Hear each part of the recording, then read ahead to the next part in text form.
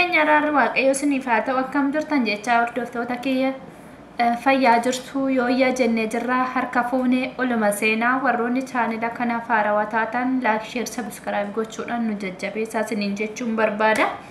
Egaa guyyaa har'aa kana dhimma baay'ee nama gaddisiisudha jechaadha. Taatteen kun kan ta'e bara 2015 sadaasa bulii 15 jechaadha. Garuu manni murtii turtii waggaatii barana bara 2017 caamsaa 15 bara 2017 turtii waggaa lamaa booddee murtee du'aa akkatti murteesse isinitti biraan geenyame nu hordofaa gadhuma. Akkuma odeeffannoon karaa sooshaal miidiyaa faca'ee jirutti sadaasa bara 2015 sadaasa bulii 15 2015 mucayyoo durba daa'ima waggaa 11 kan taate ba'amlaak girmaa kan jedhamtu harmeen ishee abbaa manaa ishee kan duraatti waliiktee abbaa manaa haaraatti heerumte jechaadha. Akka odeeffanneetti isinitti himna.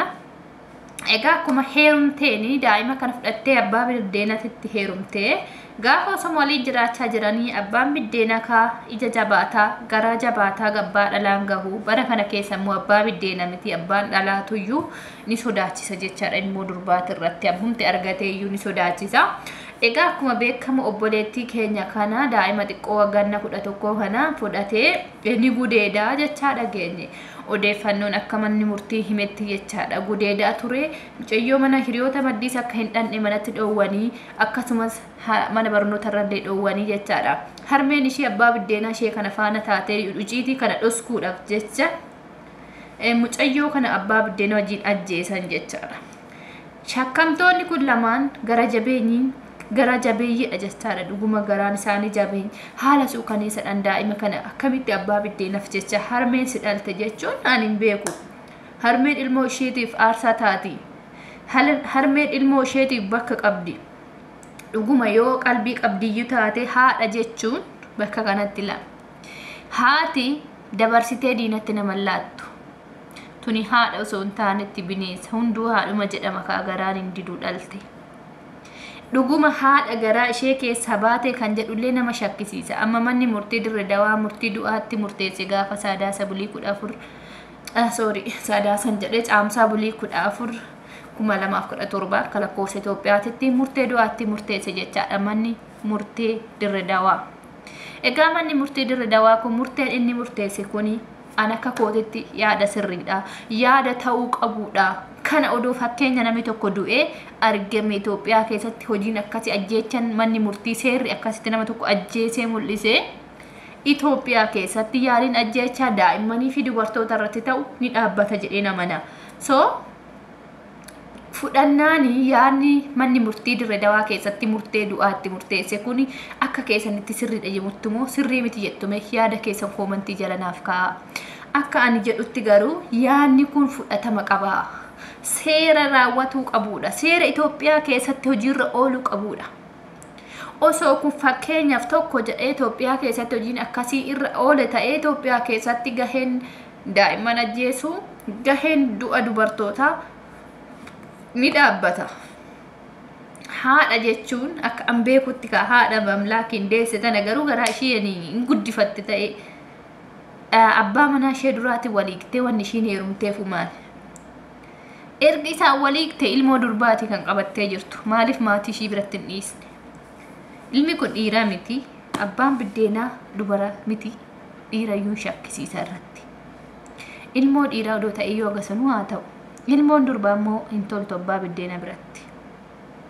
Daa'ima akkana bareedduu biskuutii tana. Haati garaa jabaattee dhiiraa jette ilmoo ishii tana ajjeeste.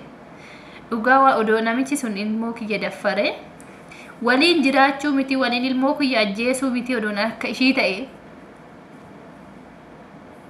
deemeetuma nagumaa wajjin jiraadhee foodisii fidee gittin godhee lafa jalatti isa hiisisa.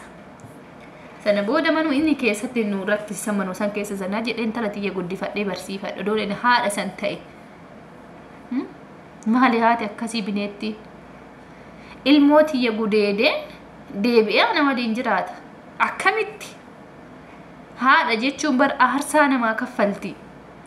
Dhuguma seerri Itoophiyaa dhugaa yeroo jalqabaatiif diredawaatti murtoon du'aa murtaa jedhan kun dhugaa ta'ee hojiirra oola taanaan dhuguma manni seeraa sun dhaddachisuun badhaafamuu qaba. seenaa addaatiin beekamuu qaba. Galmee barabaraa ta'e Itoophiyaadha fakkeenya ta'e sana booda mirgi daa'immaniif dubartoota du'arraa Itoophiyaa keessatti bilisa ta'a jechaadha. Just hundi keessanuu dhugaadha. Murteen kun sirriidha warri jettan yaada keessan koomantii jalatti barreessa. Viidiyoon kun ulaa ka'u baalaari dhageetti sagalee gaafa argate sirriidha yaadni jedhu koomantii irratti gaafa argate wanni murtii kun hojiin isaa kun akka raawwatu abdii qabna jechaadha. Murtee du'aatti murtaa'e garuu haga amma ajjeefame in ajjeefamne ni jedhame malee ni murtaa'e.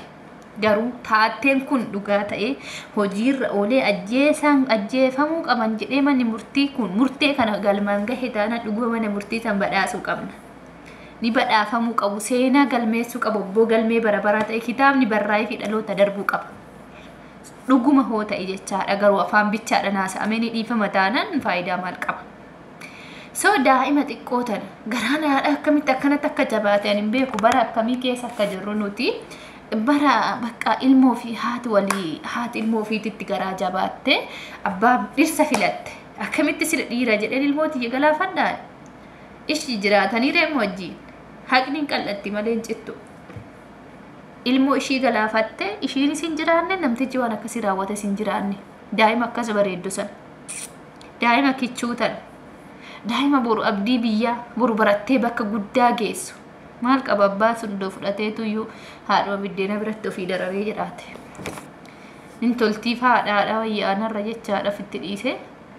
Fudhattee biraa deemtee heerumtee tookinoo ilmoo tana galaafatte. Waaqayyo dhugaa haa godhuuf du'a isaanii kana du'a dhugaa haa godhuuf achi isaan hin baasin murtiin isaanitti murtaa'e kun murtii du'aa isaaniif haa ta'u gooftaan isaan ajjeesisiisan waa agarsiisu. Seenaan agaruu Itoophiyaa keessatti wanni akkasii kun raawwate galmee barabaraa ta'e dhalootatti darbuu qaba. Itoophiyaa keessatti akka mirgi daa'immaniif dubartoota kabajamu. Kana dura hin beektanii magaalaa Ambootti jaldutti jechaadha. Dubartiin haati biddeena ijoollee daa'ima lama qaltee badde sun haga ammaa jirti mana hidhaa keessan ajjeefamne.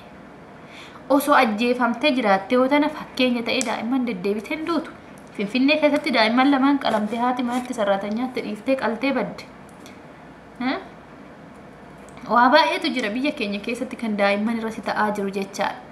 So osoo ajjeesanii fakkeenyi tokko galmaa'ee deebi'ee daa'imman isin ajjeefamtu dubartoonni isin ajjeefamtu Itoophiyaa keessatti. Duuni odoo jiraate murteen kun.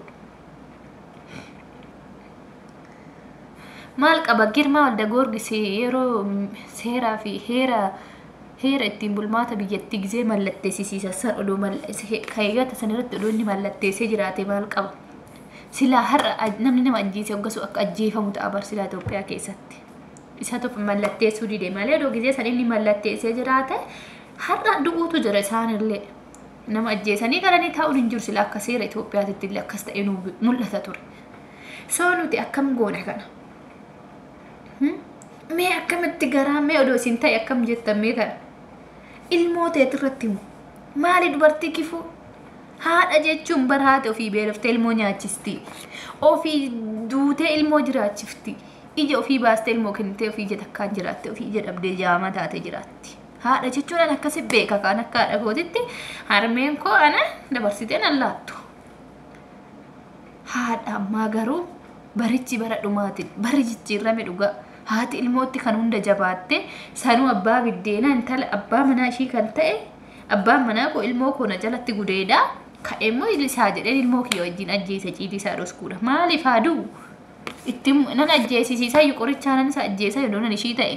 Garaa jabaadhe nyaatatti qoricha gixxiin godhe ajjeese du'e jedhee awwaale manuma san keessa ilmootii wajjin jiraadha. Eenyuun nu beeka sana booda. Inni akkas raawwateet ilmootii miidheet ana wajjin jiraatuudhaaf wajjin ilmootii ajjeesa sanuu ciitii isaa dhoskuudha. Rabbi jiraatti isa haa dhosku du'aa miti. Jireenya ni miti du'aan isaa dhosku biyya lafaarra. Maal haadha isaa gudeedati haadha ishii wajjin jiraachaa ilmoo ishii akkamitti gudeeda? Akkamitti gudeeda haadhaaf intala wal maddii fayyadama namni. Abbaadha bargara rabbiititti abbaa biddeenallee ta'u bakka rabbii gaditti akka abbaati haadha waan fuudheef jecha abbaa ta'eef akka nu beeknutti akkasi akka barri jijjiirramee akka bara safuun cabe kan ammoo nagarre. Ndee mucayyoo tana dhugaa ishii rabbiin haa baasu dhuguma haa isaan ajjeesu haaduu tuwaasi sunillee hafannifamtu kan barbaannu kana jechaadha waan dhaggeeffataniif galatooma yaada keessan koomantii jalatti sirriidha warri jettaa yoo jiraattan sirriidha kan jedhu nu barreessaa koomantii jalatti maalifi viidiyoo garagara karaa social media waan hordofaniif manni murtii kun murteen isaanii kun akka sirrii ta'e hubachuu barbaadu jechaadha kanaafuu viidiyoo jalatti yaada keessan koomantii jalatti sirriidha jedha bakkuma waa'ee kanaa maxxansan hundumattu dhaqaati yaada sirriidha jedha koomantii barreessaa maalifi manni murtii social media ni hordofu yaanni keenya sirriidha kan jedhullee xinxalaa kennu jechaadha hawaasa koomantii hawaasa miidiyaa hawaasa irratti so murteen kun sirriidha warri jettan yaada keessan barreessaa murtiin du'aatti murtaa'ee jira jechaadha waaqayyo dhugaa godha galatooma viidiyoo kiyya kana share naaf godhaati namoota yaada dhiphiioo akkasii qaban biraan gahaa murteen akka itti murtaa'uuf jechaadha